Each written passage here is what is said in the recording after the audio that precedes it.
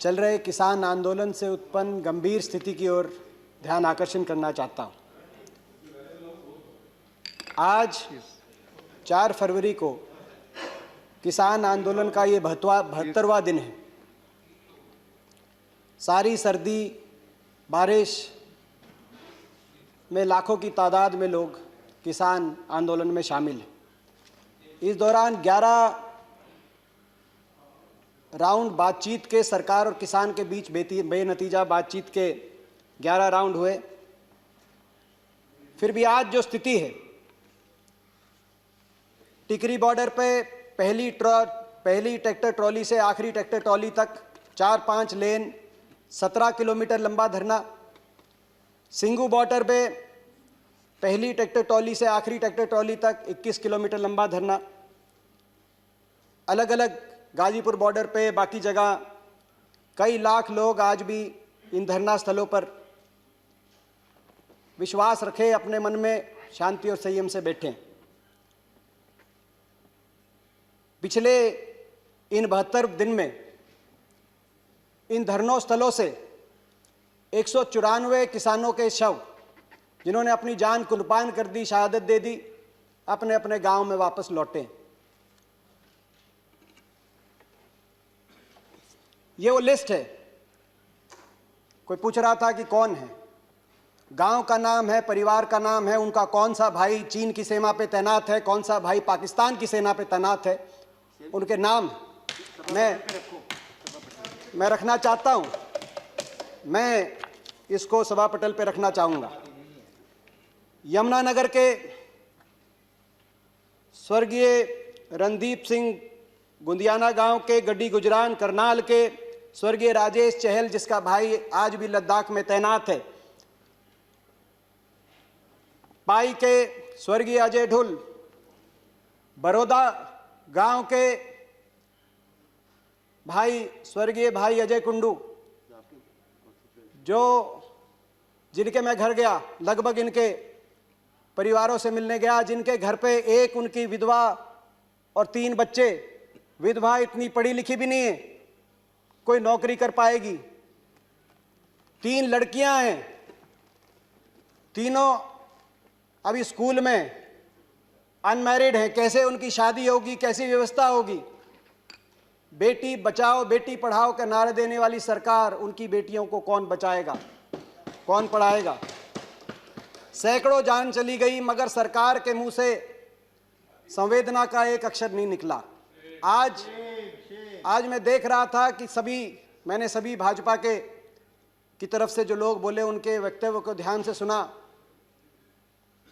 इन 194 परिवारों के लिए कोई संवेदना के शब्द की बात तो दूर की बात है, जिक्र तक नहीं हुआ। ज्योतिरादित्य सिंधिया जी बोल रहे थे, 15 साल तक मेरे साथ लोकसभा में थे, उन्होंने एक किसान का जरूर जिक्र किया 26 जनवरी को, जिसने अपनी जान गंवाई।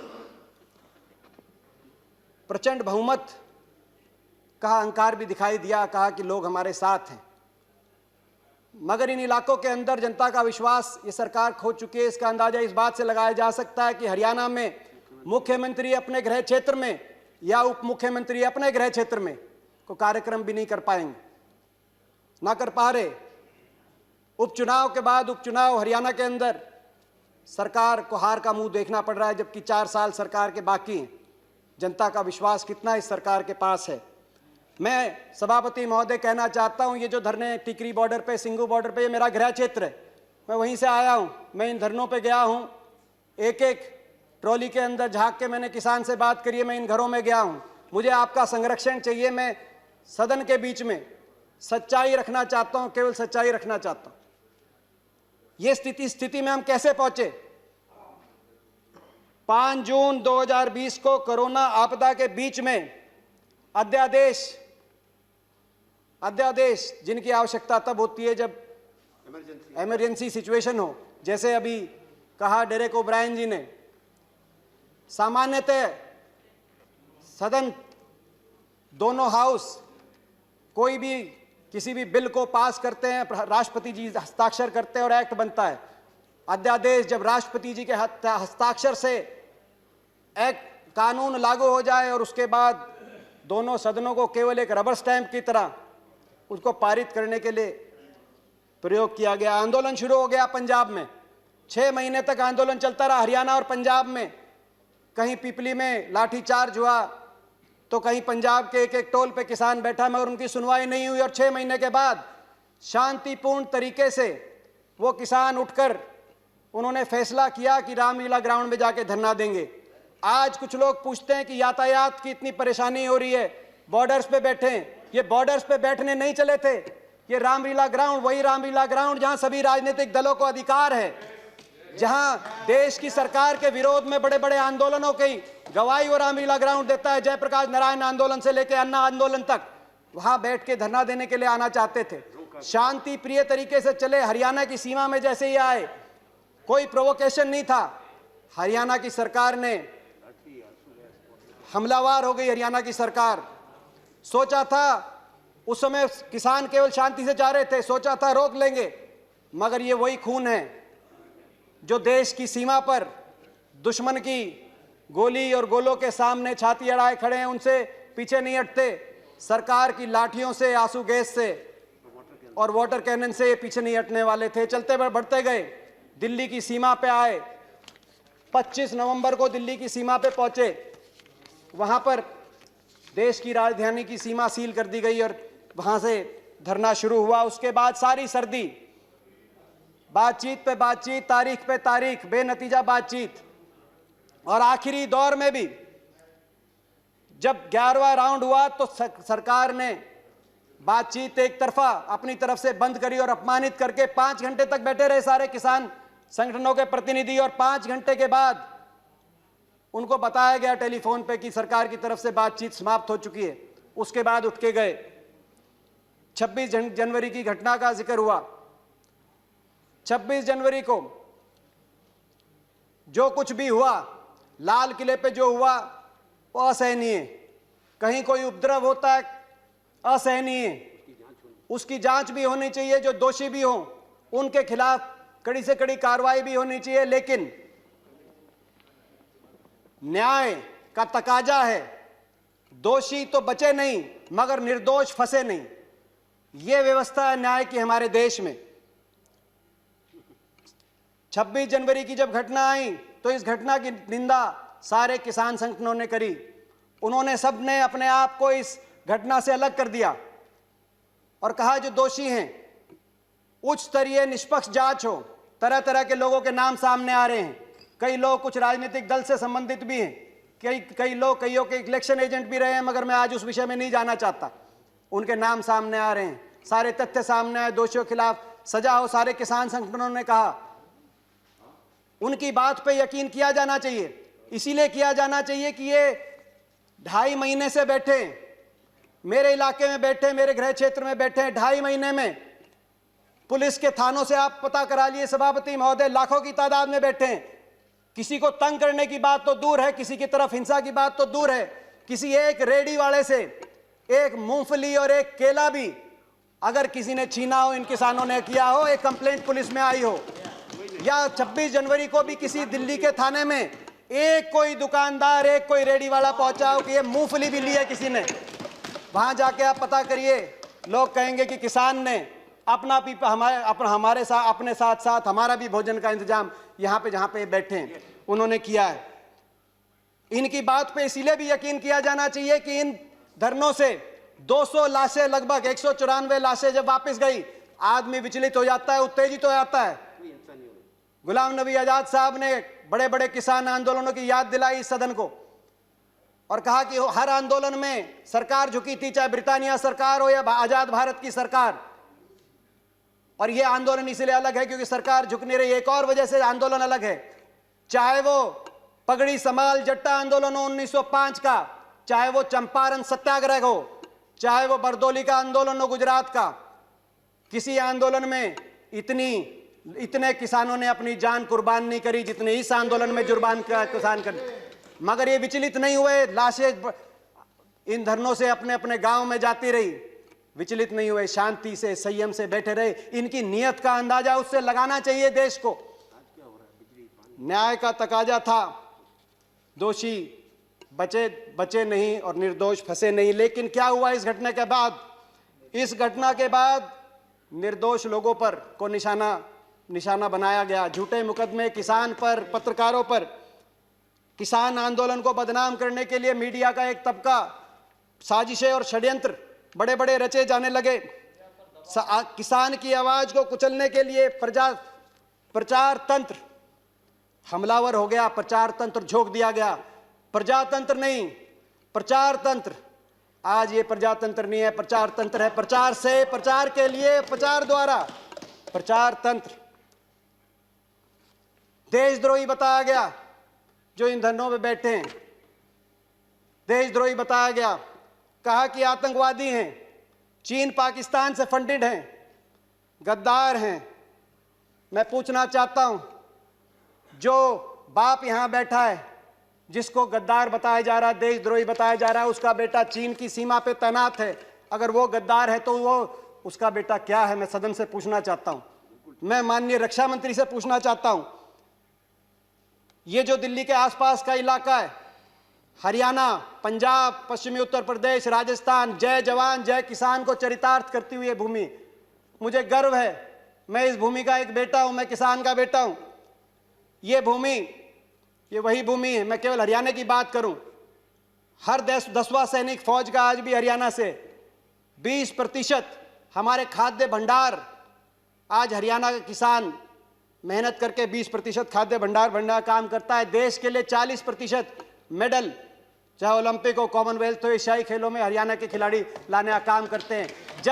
जब ओलंपिक में और एशियाई खेलों में उस किसान का बेटा देश का झंडा ऊंचा करे, उस किसान का बेटा जब सीमाओं से तिरंगे में लिपट के शहादत देकर वापस आए, आज उस किसान को तिरंगे के ऊपर उपदेश दिए जा रहे हैं। मैं पूछना चाहता हूं, उससे ज्यादा कौन देशभक्त हो सकता है? मैं पिछले हफ्ते बताऊं, मैं अपने इलाके की बताना चाहता हूं, इस इलाके के बारे में। मैं पिछले हफ्ते में मेरे क्षेत्र में, मेरे गृह क्षेत्र में 3 डेड बॉडी आई, एक अरुणाचल से, एक लद्दाख से। सिवाना गांव बेरी के अंदर बीएसएफ के जवान शहीद सचिन, गांव जूडी कोसली के अंदर शहीद दीपक कुमार यादव, और खरखड़ा गांव के अंदर शहीद कैप्टन जगतार सिंह। 3 बॉडीज वापस आई, 3 बॉडीज देश की सीमाओं से वापस आई, शहादत दिए। और 1 दर्जन किसानों की, उनके परिजनों की डेड बॉडी दिल्ली की सीमाओं से उन्हीं गांव में वापस गई। मगर दुर्भाग्य यह है, उसी जवान को, उस जवान और उस किसान को आमने सामने खड़ा कर दिया गया है। उनके बीच में कंक्रीट की दीवार और कीलें लगा दी गई हैं। मैं कहना चाहता हूं सरकार से, दिल्ली की सीमा पर लगी हुई ये कीलें लोकतांत्रिक मूल्यों के ताबूत में सियासत की कीलों के रूप में आपने लगाई हैं। मगर यह भी मैं बोलना चाहता हूं आपसे, हृदय से बोलना चाहता हूं, लाठी तंत्र कभी लोकतंत्र को नहीं हरा सकता। देश का अन्नदाता कभी धनाढ्य और उद्योगपतियों का गुलाम नहीं बन सकता। इन कीलों को, इन नफरत की कीलों को, किसान इन नफरत के कीलों को जो उगाया है सरकार ने, नफरत की कीलों की जो खेती की है, इसकी भी कटाई किसान अपने प्यार की दराती से करना जानता है। इस सब के बाद भी सच आएगा। सच में ताकत है, सच आएगा। इंटरनेट, आज मेरे पूरे इलाके के अंदर इंटरनेट बंद है। आपके इंटरनेट, आपकी दीवारें, आपके पहरे, आपकी कीलें सच को रोक नहीं पाएंगी। सच बाहर आएगा, एक दिन सच जरूर आएगा और हम न्याय और अन्याय की लड़ाई जरूर जीतेंगे। एक आशा जगी थी प्रधानमंत्री, 3-4 दिन पहले एक बात आई प्रधानमंत्री जी की तरफ से कि मैं दूर नहीं हूं, एक टेलीफोन कॉल, मैं बहुत नजदीक हूं, एक टेलीफोन कॉल की इंतजार है। आशा कुछ जगी थी। मगर मैं पूछना चाहता हूं, उसके बाद 4-5 दिन से हुआ विपरीत। जैसे ही प्रधानमंत्री जी ने यह कहा, अगले दिन सीमेंट की मोटी मोटी दीवारें, 15-15 बैरिकेड लेयर की बैरिकेडिंग, हजारों की तादाद में हथियारों से लैस पुलिस बल और यहाँ तक कि इंटरनेट, मेट्रो, बिजली, पानी और शौचालय की जो टेम्परेरी टॉयलेट लगे हुए थे वो फैसिलिटी भी वहाँ से अगले दो प्रधानमंत्री जी के बाद के तुरंत बाद हटा दी गई। शौचालय, स्वच्छ भारत का नारा देने वाली सरकार जहाँ इन धरनों से लाखों किसान जहाँ डटे हुए हैं वहाँ से शौचालय को भी हटवाने का काम कर रही है। दुश्मन की फौज को भी सरेंडर कराते हैं, वहाँ भी पानी का और शौचालय का इंतजाम कराते हैं। मैं पूछना चाहता हूँ ये कौन है? प्रधानमंत्री जी तो कह रहे हैं कि हम किसान के नज़दीक है, भाई एक फ़ोन कॉल दूर हैं। मैं पूछना चाहता हूँ कौन है जो मगर प्रधानमंत्री जी और किसान के बीच में ये दूरियां पैदा कर रहा है पिछले 3-4 दिन में? ये किसान देश की राजगद्दी पे कब्जा करने नहीं आए। ये किसान क्या मांग रहे हैं? ये केवल ये मांग कह रहे हैं कि जो सरकार ने दिया उसको भी लौटाना हम चाहते हैं। जो जिस हाल में हम थे, जो हमारे पास बचा था, उनको इन 3 कानूनों के माध्यम से ना छीनो, केवल ये गुहार करने आए हैं। किसान आखिर आपसे क्या मांग रहा है? एमएसपी को बचाने की और उसको मजबूत करने की लड़ाई किसान लड़ रहा है। वही एमएसपी जो संविधान सभा में 1948 में सबसे पहले मेरे स्वर्गीय दादाजी चौधरी रणबीर सिंह जी ने जिसकी मांग करी थी कि किसान को न्यूनतम समर्थन मूल्य उसकी फसल पे देना पड़ेगा, किसान को बचाना है तो उस एमएसपी को मजबूत करने, उस एमएसपी को बचाने के लिए किसान लड़ाई लड़ रहा है। उस एपीएमसी और उस मंडी व्यवस्था को बचाने के लिए किसान लड़ रहा है जो चौधरी छोटू राम ने 1938 में जॉइंट पंजाब, पेशावर से पंजाब तक, पेशावर से पलवल तक जब एक राज्य था, उस समय जब मंडी व्यवस्था बनी थी, उस मंडी व्यवस्था को मजबूत करने के लिए किसान लड़ाई लड़ रहा है। उस उपभोक्ता को बचाने के भी लिए लड़ाई लड़ रहा है जो एसेंशियल कमोडिटी एक्ट से जो भंडारण, असीमित भंडारण। माननीय दीपेंद्र जी कंक्लूड करिए, आपका समय हो गया। ऑलरेडी समय अधिक हो गया। हाँ, समय अधिक हो गया। तो उस उपभोक्ता को बचाने के लिए भी लड़ाई लड़ रहा है। जो उपभोक्ता, जो असीमित भंडारण, जमाखोरी की छूट के बाद किसान कह रहा है कि मुझसे अगर आप सस्ते में खरीद कर उसको भंडारण करके और उपभोक्ता को बहुत महंगे में बेचेंगे तो जो मुनाफाखोरी होगी उससे उपभोक्ता को भी बचाना है। उस उपभोक्ता के लिए भी किसान लड़ाई लड़ रहा है। किसान ये लड़ाई लड़ रहा है। आज किसान इनके साथ साथ अपने स्वाभिमान, अपने आत्मसम्मान की भी लड़ाई लड़ रहा है। मैं सदन के माध्यम से इस सरकार से एक किसान के बेटे होने के नाते हाथ जोड़ के मैं कहना चाहता हूं, स्थिति की गंभीरता समझें। अपनी प्रजा की बात मानने से कोई शासक छोटा नहीं होता। अपनी प्रजा की बात मानने से कोई सरकार, किसी सरकार की हार नहीं होती। किसान की बात समझे, किसान के इन 3 कानूनों को वापस ले सरकार। किसान के ऊपर झूठे मुकदमे जो बने उन मुकदमों को सरकार वापस ले और बड़ा दिल दिखाए। मैं कंक्लूड करता हूं अभी। उन मुकदमों को भी वापस ले सरकार, बड़ा दिल दिखाए। सरकार को बड़ा दिल दिखाना पड़ेगा ताकि देशभक्त किसान के दिल में कोई अविश्वास पैदा ना हो, कोई अविश्वास पैदा होने की गुंजाइश ना हो। मैं इसके साथ साथ ये भी कहना चाहता हूं, जिस तरीके से इस आंदोलन को बदनाम करने के रंग दिए गए, मैं एक उदाहरण देके प्लीज एक उदाहरण देके मैं अपनी बात खत्म कर रहा हूं। मेरी पार्टी का टाइम, एक उदाहरण देके अपनी बात खत्म कर रहा हूं। एक अखबार में आज एक अखबार में बात छपी है, दैनिक भास्कर अखबार में। अंदाजा लगाएं आप कि कौन बैठे हैं। मुझसे पूछा गया अभी कि कौन बैठे हैं यहां पर। कहा गया बीजेपी की तरफ से। फिक्र, बड़ौदा के 78 साल के पति का हाल जानने आंदोलन में पहुंची रामरती। 54 दिन के बाद पति को देखकर छलके आंसू, बोली, बालका के बाबू तू ठीक से। 54 दिन। मैं सरकार को कहना चाहता हूं, किसानों की बात माने हाथ जोड़कर, और आत्ममंथन भी करे सरकार। यह आत्ममंथन का भी समय है सरकार का। आप आत्मनिर्भर की बात कर रहे हैं। अभी बोल रहे थे कि भाई किसान के लिए क्या किया। ये वही किसान है। आजादी के समय 30 करोड़ का पेट पालने के लिए बाहर से आपको लाना पड़ता था ना, आज 135 करोड़ देश का पेट पालने का काम। सभापति मुझे आखिरी वाक्य, 135 करोड़ देश का पेट पालने का काम सरकार ये किसान करते हैं और फिर भी एक्सपोर्ट की गुंजाइश रखते हैं। आत्मनिर्भर इन्होंने बनाया है।